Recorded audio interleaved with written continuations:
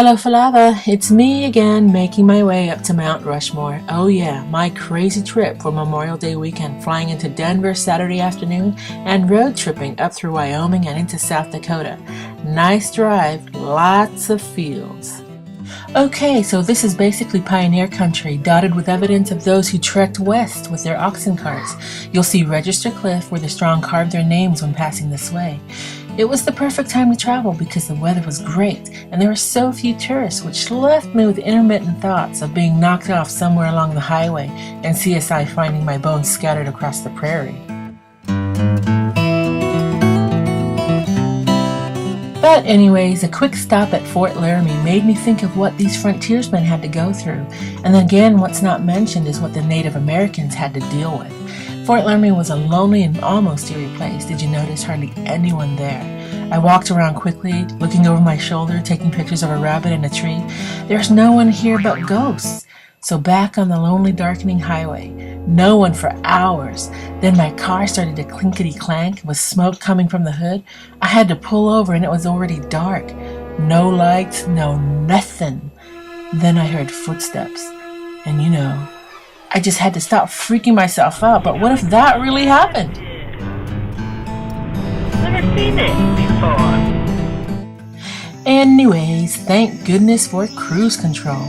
I finally made it to my Serengeti room. I loved it. Such an adventure in this safari den, and I was sorry to leave early the next morning as I had only one day left to see everything I'd planned to see. This trip I went naked. No lotion, no hair mousse, toothpaste, nada. Ain't no Walgreens in this town. I saw the mammoth site, which was a sinkhole that had trapped and preserved a bunch of mammoths. Strangely, all the specimens discovered here were all males, and scientific reason hypothesizes that males were most likely kicked out of the matriarchal herd, and while wandering alone, got lost and ended up in the hole. There's something to that hypothesis, but I just can't put my finger on it. Don't eat me, don't eat me. After that, I went exploring at Wind Tunnel Cave. You'll see the ranger standing at the original entrance to the cave. I guess people were smaller back then. It's the fourth longest cave in the world, over 100 miles discovered so far, and is famous for its box-like formations. No stalactites or stalagmites or even Native American artifacts. As it turns out, caves are Native American taboo.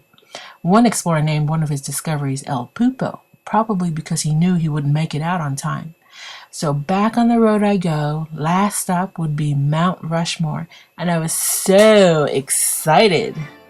Hi, we're here at Mount Rushmore. I've come all the way from Anaheim, driving up from Denver. Such a beautiful mountain up here, and let's take a look at Mount Rushmore.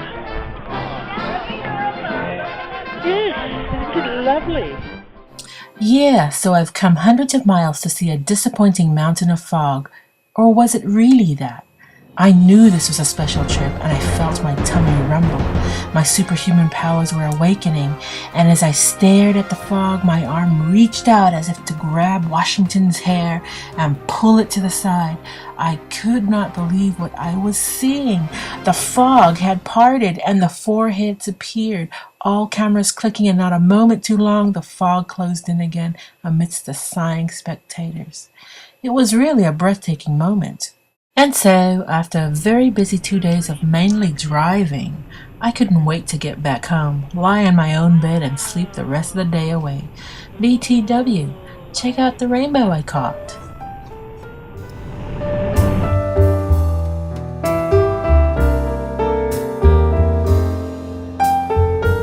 Hi, we've come to Crazy Horse Monument, and we can't really see the Crazy Horse Monument because of the stupid smog or fog, pretty much. I just finally made it through Rushmore. My gosh, I cannot tell you.